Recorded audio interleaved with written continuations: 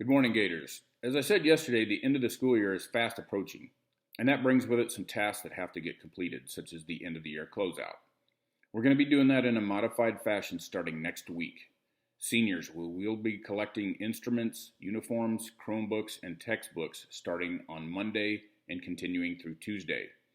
So start collecting all of those items and getting them ready to return to us. It will be helpful to speed the process along if you would put a piece of tape with your name and your student number on each of those items. You'll then bring those items up to the school at a designated time, which I will email out to everyone in a separate email. This will also be posted on our website.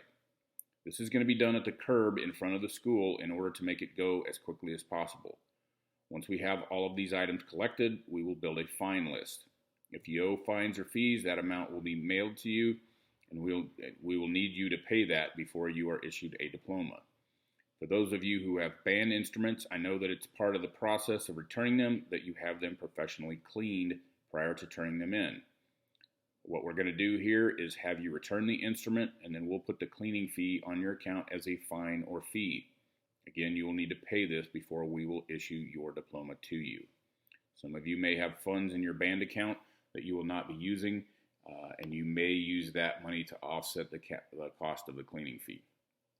Seniors who are working on credit retrieval need to continue to do that. So don't stop, just keep working. Once you are done turning in your school-issued items, you will need to proceed to the yearbook distribution point and pick it up if you ordered one.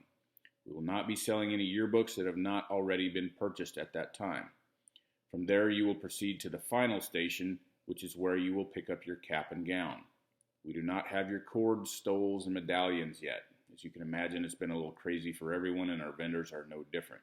We will get those cords and other regalia to you as soon as we receive them. At this time, we still do not have a date for when we can hold any kind of a graduation ceremony. I was very optimistic that we would be able to do that maybe by the first part of June, but I was told yesterday that we can't do them yet. No start date for those types of events has been shared with us. I would very kindly ask that when you bring your items to the school for return, that everyone stay in the car except for the person turning in the items. I would also ask that you wear some sort of face covering, as our employees are going to have a lot of interactions on those days, and I would like to keep them as healthy as possible. All of our employees will be wearing protective gear to keep you safe as well. It is important for you to know that this announcement only pertains to seniors at this time. We are not doing any end-of-year closing activities with underclassmen at this time. That will happen at a later date. Underclassmen, if you have textbooks, instruments, a Chromebook, etc., you will be keeping that with you until further notice. So, here we are on day whatever this is of quarantine lockdown. You can call it whatever you want. I'm sure it's a strange feeling because, well, it's a strange feeling for all of us. None of us has ever ended a year like this before. And now that the school year is coming to a close, you're going to have a lot of time on your hands. I know that it's difficult to go anywhere or do a lot of things because your options are a lot more limited than they usually are. It'll be easy to just hang out and let your mind freewheel and stay unfocused for the next 2.5 months. And don't get me wrong, you probably should take a few days and just hang out and relax, because even though you haven't been in school worrying about normal school stuff, you've had other things to worry about. And I don't need to go through the list of them. You know what they are. You're living it. So take a minute or two, figuratively speaking, take a deep breath, realize that you made it through a somewhat harrowing experience, smile because you know you survived it, and then start thinking about what's next. What are you going to do over the next couple of months that's going to enhance your life? Maybe you picked up a new hobby that you'll get to spend more time doing. Or maybe you'll do some independent study to fill in some gaps in your learning that developed over the past couple of months. It's really not that important what you do. It's only important that you do something to keep your mind focused.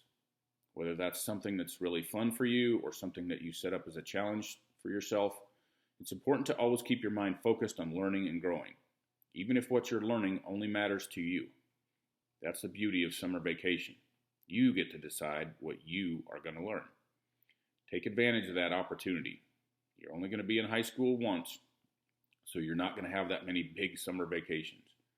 And don't let a lack of access or resources hold you back. There's always a way.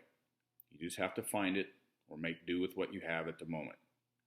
Our 26th president, Teddy Roosevelt, gave some pertinent advice in this area when he said, "Do what you can with all you have, wherever you are."